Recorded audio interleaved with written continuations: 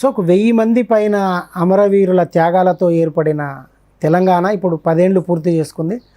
June 2న కార్యక్రమాలు జరగబోతున్నాయి. ఈ సందర్భంలో తెలంగాణ సమాజానికి ఒక అమరవీరుడు తల్లిగా మీరేం చెప్తారు? తెలంగాణ సమాజానికి ఒక్కటే చెప్తున్నా, ఇప్పుడు తెలంగాణ రాష్ట్రం వచ్చింది, మా పిల్లలు పోయిరు, మేము బాధపడుతున్నాం. రాష్ట్రం వచ్చింది, గర్వపడుతున్నాం. ఎందుకంటే బడుగు బలహీన పేద వర్గాలకి ఎంతో అంత న్యాయం జరిగింది.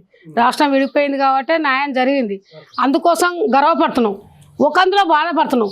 మా పిల్లలు 1000 మంది చనిపోయి పేరే అక్కడ పెడుతున్నారు కానీ మాకు పేరు లేదు, ఊరు లేదు. ఏంది మేము ఎక్కడో ఏ మూలకో పడేసి ఏంది, అదొక బాధ. అమరవీరుల దీపం స్తూపం కట్టిండు కేసీఆర్ గారు, సరే మంచిదే. కట్టినప్పుడు అక్కడ దీపం ఓపెనింగ్ ఎవరు తీసుకుపోవాలి? అమరవీరుల తల్లిదండ్రులే తీసుకుపోవాలి. ఏమూరు ప్రశాంత్ రెడ్డి కేసీఆర్ గారు పోయి ఆడ దీపం ఓపెనింగ్ చేసి వచ్చారు, మాకు శాల్వాలు కప్పారు. ఆ రోజు గుండె చీల్చుకునేంత బాధ నాది. సచ్చింది ఎవరు, ఓపెన్ చేసేది ఎవరు? పిల్లలు చనిపోయిన తల్లిదండ్రులు ఆడ ఓపెన్ చేస్తే వాళ్ళ ఆత్మ కన్నా శాంతి ఉంటుంది. సచ్చింది ఒకరు, చేసేది ఒకరు. అది నాకు చాలా బాధ అనిపించింది. నేను ఏడ్చినా కూడా.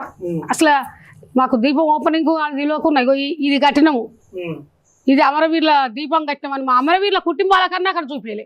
ఆ ప్లేస్ అన్నా చూపించాలి. ఇంతవరకు ఆ ప్లేస్ కూడా ఆ లోపల ఎట్లేదు కూడా మేము చూడలే. అది బాధ అయింది. కట్టడం కరెక్టే, సరే నువ్వు అమరులకు అది స్థిరకాలం కట్టినావు అనుకో, అందులో చూపించాలి కదా. ఆ రోజు అందులో తీసుకుపోవాలి కదా అమరవీరుల తల్లిదండ్రుల.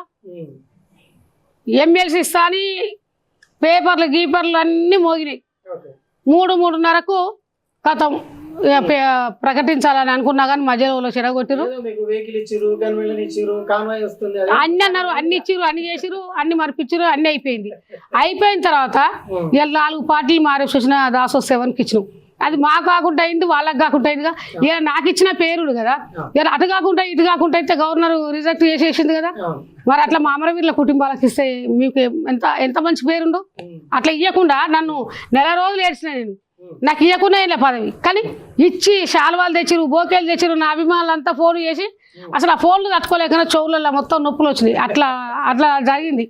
మీకెందుకు నా మీద ఇవ్వద్దనా కోపం ఉందా? లేకపోతే ఇవకి ఏ పదవులు ఇవ్వకుండా ఇట్లనే ఉంచాలనుకుంటున్నారా?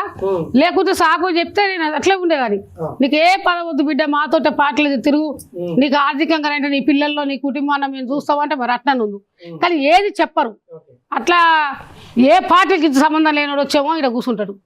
సరే మాకు మేము ప్రాణం ఇచ్చినా మేము గిడ కూర్చుంటాం, గాడ కూర్చుంటాం. బాధ మాకు కదా, దానికోసం నేను బాధపడ్డా. అదే తెలంగాణ సమాజానికి ఒక అమరవీరుల తల్లిగా మీరు ఏం చెప్తారు అంటున్నా. ఇప్పుడు 10 ఏళ్ళు అయిపోయింది రాష్ట్రం వచ్చి, పిల్లలు చనిపోయినారు, 14 ఏళ్ళు అయింది, 12 ఏళ్ళు అయింది, 10 ఏళ్ళు ఇట్లా జరుగుతూ వచ్చినాయి.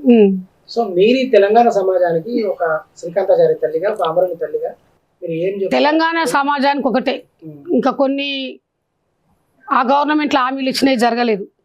ఈ గవర్నమెంట్లో ఇచ్చిన హామీలకు ఇచ్చిన హామీల కన్నా ఇంకెక్కువ జరగాలి తెలంగాణ ప్రజలకి.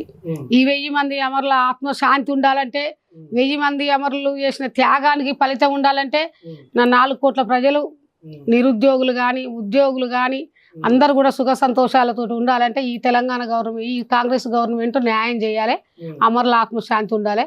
మీరు కూడా ఏ నాయకులైనా ఇవాళ గీత పిల్లగాడైనా శ్రీకాంతాచార్యుల అమ్మ వాడాడు, అట్లా తెలిసిన ప్రతి ఒక్కరు కూడా గుండెలో ఉన్నారు. కాబట్టి తెలంగాణ సమాజానికి ఒకటే చెప్తున్నా, మీరందరూ కూడా మన రాష్ట్రం మనం కొట్లాడి తెచ్చుకున్నాం కాబట్టి మనం ఏ గవర్నమెంట్ వచ్చినా కొట్లాడి మన వాటాను సాధించుకోవాలి. ఏ గవర్నమెంట్ వచ్చినా అమరులే కాదు మిగతా కుటుంబాలు కూడా మనకు ఏ సమస్యలు అయితే హామీలు ఇచ్చిరో హామీలు అమలు అయ్యేంత వరకు మనం పోరాడుతూనే ఉండాలి. హామీల కన్నా ఎక్కువ చేయాలి. ఇవాళ ఒక హామీ ఇస్తే దానికన్నా ఇంకో పని ఎక్కువ చేస్తేనే ప్రజలు నమ్మకం ఉంటుంది. మంచి పని చేసిరంటారు, చేస్తారు. సీఎం రేవంత్ రెడ్డి గారు చేస్తారని కూడా నమ్మకం ఉంది. ఎందుకంటే ఆయన మాట అంటే తప్పడం అనేది ఒకటి ప్రజలలో ఉంది. కాబట్టి కంపల్సరీ రేవంత్ రెడ్డి గారు అమరవీరుల కుటుంబాలను ఆదుకోవాలి. 4 కోట్ల బడుగు బలహీన వర్గాల పేద ప్రజల నీళ్లు, నియామకాలు ఎలాంటి ప్రజలకు ఇబ్బందులు లేకుండా ఆదుకోవాలి. అంటే 5 నెలలు అయింది గవర్నమెంట్ వచ్చి. మనకు ఎవరికైనా ఒక కొత్త ఇల్లు కట్టుకుంటే మనం సర్దుకోవడానికే సంవత్సరం పడుతుంది. ఆయన కొత్త సంవత్సరం అన్నట్టే కాబట్టి 5 నెలలు అయింది. కాబట్టి ఇంకా 4.5 సంవత్సరాలు ఉంది. ఈ 4.5 సంవత్సరాలు కూడా ప్రజలకు న్యాయం చేశాడు అని మేము కోరుకుంటున్నాం. రైతులకు కానీ నిరుద్యోగులకు కానీ ఉద్యోగ నోటిఫికేషన్ వేయాలి. రైతులకు కూడా ఇబ్బంది పెట్టకుండా రైతు బంధు కానీ రైతు భరోసా అన్ని కూడా మా రేవంత్ రెడ్డి గారు ఇస్తారని అందరి అమరులకు ఆత్మశాంతి ఉంచాలని కోరుకుంటున్నా. జూన్ 2 తారీఖు కూడా మా అమరవీరుల కుటుంబాలందరినీ కూడా గౌరవించుకోవాలని కోరుకుంటున్నా.